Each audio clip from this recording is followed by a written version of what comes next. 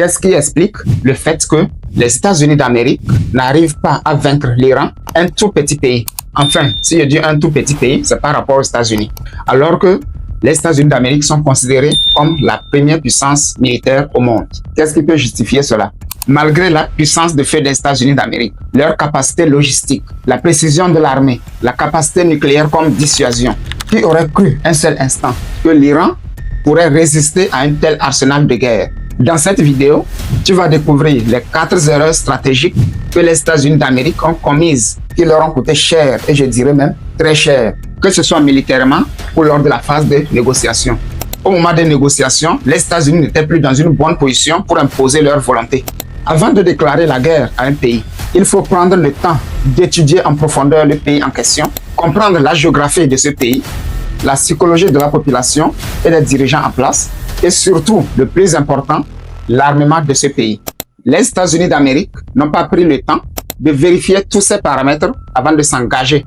Ils ont cru à un assaut à la vénézuélienne. Et justement, ce sont des erreurs qu'il ne faut pas commettre. On le voit couramment, que ce soit en matière militaire ou lors des matchs. Le plus faible peut battre le plus fort. La première erreur, c'est le fait que les États-Unis d'Amérique ont marginalisé la capacité de riposte de l'armée iranienne.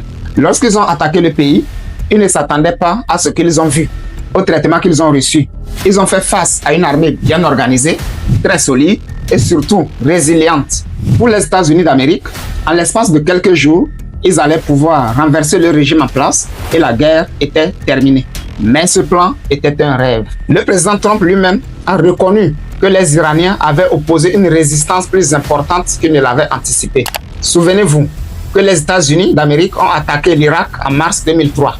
Ce que les États-Unis ignorent est que ces attaques en Irak ont renforcé par ricochet la zone d'influence de l'Iran. Et c'est là leur deuxième erreur.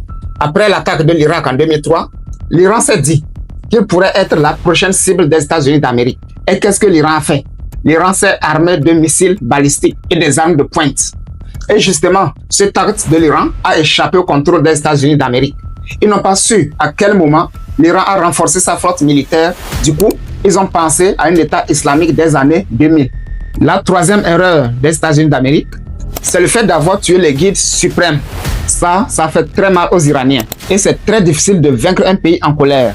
Cet acte a donné une carte blanche aux Iraniens de déployer leurs arsenaux de guerre. Les Iraniens eux-mêmes avaient dit ça. À moins que les États-Unis éliminent toute la population, sinon, ils ne sont plus prêts à négocier. Ils doivent aller jusqu'au bout. Vous voyez à quel point ils étaient déterminés, n'est-ce pas? Ce sont des erreurs qu'il ne faut pas commettre. Pour eux, en tuant le guide suprême, la guerre était terminée. Ils allaient pouvoir remplacer le régime en place et c'est tout. Pour Donald Trump, si le guide suprême avait été tué, cela rendrait les choses faciles. Mais c'était le contraire. On a vu un peuple uni derrière l'armée. L'image que vous voyez à l'écran, c'est quand le président Trump avait lancé un ultimatum à l'Iran, menaçant de détruire certaines infrastructures civiles. Et à l'instant T, les responsables iraniens avaient exhorté le peuple à former une chaîne humaine autour des installations stratégiques. Les États-Unis d'Amérique et Israël considéraient le régime des mollahs comme un régime de dictature. Et pour eux, le peuple souffrait. Mais lorsqu'ils ont lancé l'ultimatum, lorsqu'ils ont attaqué le pays, ils ont compris qu'en réalité, le peuple était derrière le guide suprême, le peuple était derrière l'armée. Le président Trump ne s'attendait pas à une telle réaction. Il avait mal jugé l'adversaire. Et enfin, la quatrième erreur, et à la toute dernière, les États-Unis d'Amérique n'ont pas pris le temps de consulter leurs amis dans le Golfe avant d'agir. Puisqu'on a vu certains pays comme le Qatar, le Koweït, décliner la proposition des États-Unis d'Amérique d'utiliser leur territoire comme base arrière pour pouvoir attaquer l'Iran. Mais malgré tout, les États-Unis ont forcé la main et ont utilisé certaines bases situées dans ces pays pour attaquer l'Iran. Mais cela ne pouvait plus continuer aussi longtemps. Sinon, leurs relations diplomatiques pourraient prendre un coup. Nous sommes arrivés à la fin de la vidéo.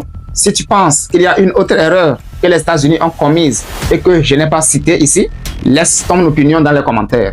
J'ai hâte de te lire et d'apprendre aussi de toi. N'oublie pas de t'abonner, de liker, de commenter et de partager la vidéo. Merci et à bientôt.